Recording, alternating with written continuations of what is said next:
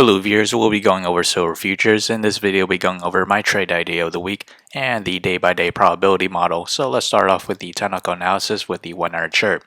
We remain slightly in positive MACD, but we did see a diverge there.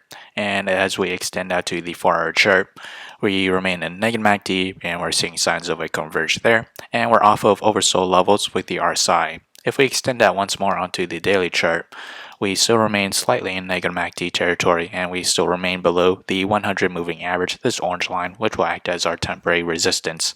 However, if we do break above that resistance, the next resistance will be where we made the highs back in November 6th at around a price of $25.91. And as for support, we did make support in the past that dated back to September 24th at around a price of $22.76. If we were to move down lower to test support, that price movement to the downside is roughly around 5.9%, and to test resistance, that is around 6.9%.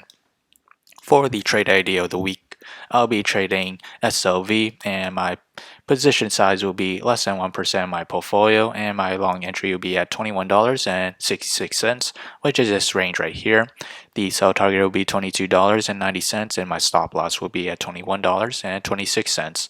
However, if I were to open a short entry, my position will be at $23.32, and that is this range there, and that coincides with resistance in the past back in October 21st.